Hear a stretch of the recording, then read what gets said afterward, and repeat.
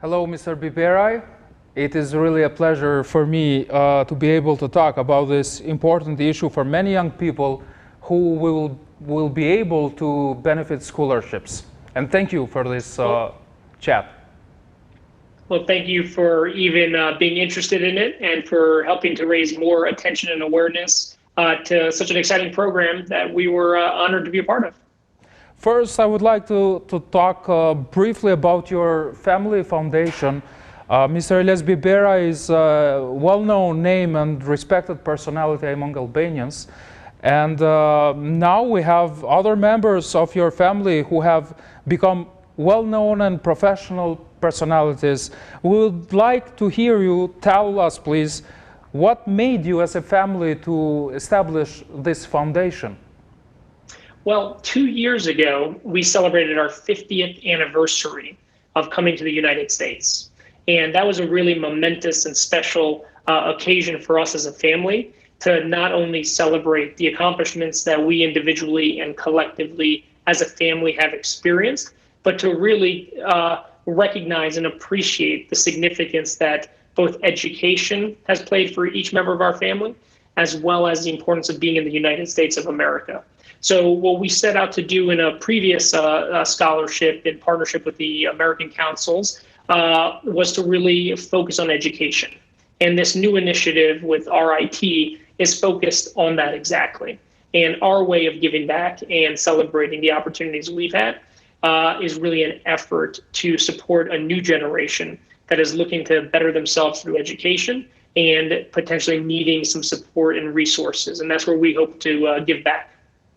Before we talk about the call for current scholarships, you already mentioned that what I was going to say. You have already spent much money over the past years to help educate young Albanian professionals in the United States. How did it go, and are you satisfied with their results?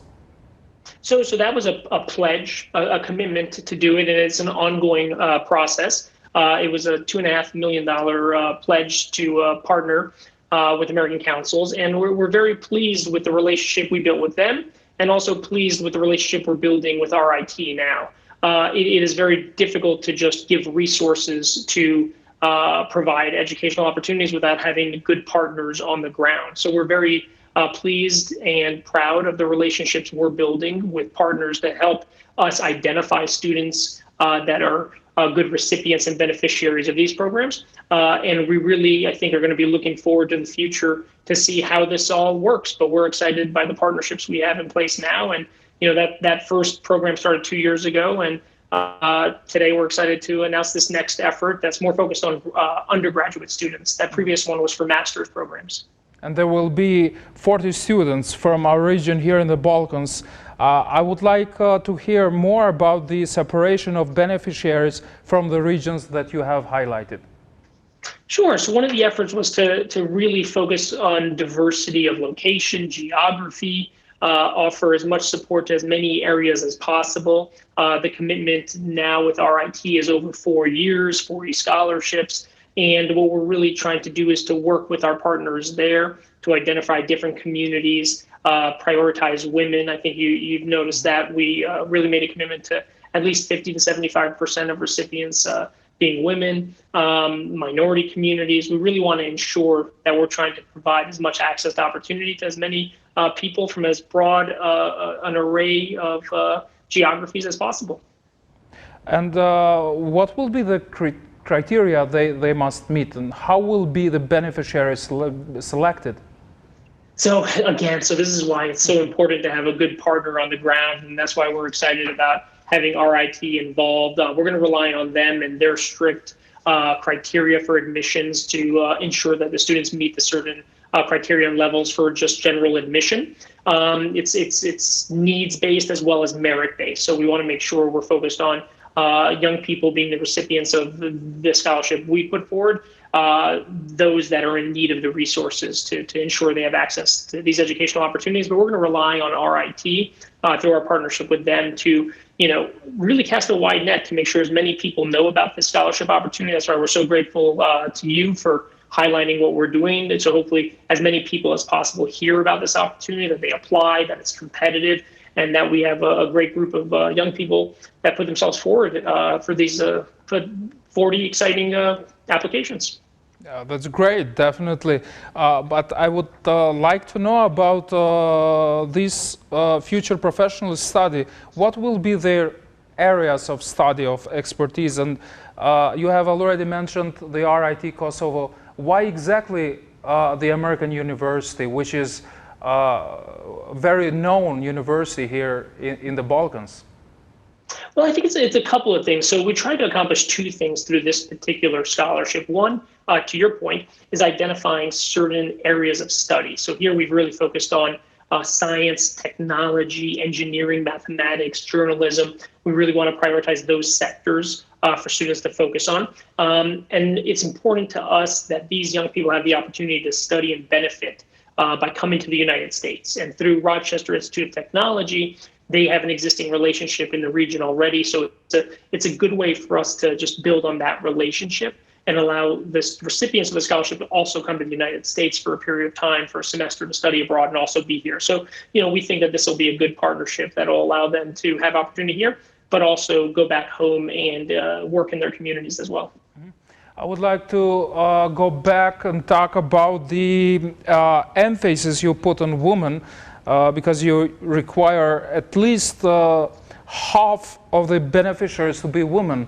Why is that this important for the Biberaj family and your foundation? Well, we have a lot of strong women in our family. We've always sought to prioritize and recognize the significance of equal access to opportunity to education. And for us, it's very important that we prioritize having women apply for our scholarships, that they be the recipients for as many of the scholarships as possible. It's pretty well known that women are in a position to create a multiplier effect. If one woman can succeed and have educational opportunities and go back to their home community, everyone in the community will benefit from what that woman has also learned in the studies they've put forward. So, it's something where we think we can always do more to encourage more women in business, more women in academia, more women in leadership roles, and hopefully the scholarship will provide some of those opportunities to some dynamic women in the region. And how will be these scholarships? Who will select actually these scholarship recipients, and how many, or what is the percentage of university expenses that you will cover? So we're going to let RIT is going to really be responsible for managing the entire admissions process. That's not something we're looking to do. We're not in touch with recipients. We're encouraging anyone who is interested to go directly to RIT, to apply through the normal channels. We're trying to really rely on the experts, and that in this case is RIT, to really fulfill the broad criteria and agenda that we've put forward. We're relying on them to run that application process and to identify the young people who will be the recipients based on the criteria we've put forward. So that's really the focus. Our scholarship and resources will cover the vast majority, but we are relying on RIT to help, certain areas cover some of the expenses for some of the young people. But, it's an initiative that we're pushing and kind of leading on the scholarship front. I don't want to talk much, but also I don't want to talk less. So maybe the best way to ask you is, are there other details that need to be mentioned for this topic? No, look, I think, for us as a family, it's a very exciting opportunity to be in a position to look back to where we came from, to focus on providing opportunities to young people who are looking to prioritize studies in science and technology and engineering. It's an honor for us, right? So we're excited about just ensuring as many people know about this scholarship as possible and as many apply as possible. And hopefully it'll motivate other people and other families who are in the United States and around the world to look back to the Albanian community and to the region and to offer similar support, right? We all need to look back at where we came from and offer as much support to a younger generation as possible. This is great to hear, really. And knowing that you have spent and you are spending millions to help educate Albanians, and not only Albanians, naturally I will ask, what will be the next projects in this field from the Biberaj Foundation? Well, no plans for anything new yet. We're excited about the two initiatives we've already started, and I think we're going to prioritize and focus on those. But look, wherever we see we can make an impact and support young people that are looking to have greater access to opportunity, we're going to see and evaluate how we can be a resource and be helpful. But for now, we're going to focus on this, and hopefully, a lot of your listeners see it as an opportunity to put themselves forward for scholarships if they weren't thinking about it. Mr. Biberaj, thank you very much for your time and for the valuable information you have shared with us. And please say hello and thank you to Albanian community in the United States, especially to your family. I will, of course, and thank you for the interest and for discussing this with us today. Our honor. Thank you very much.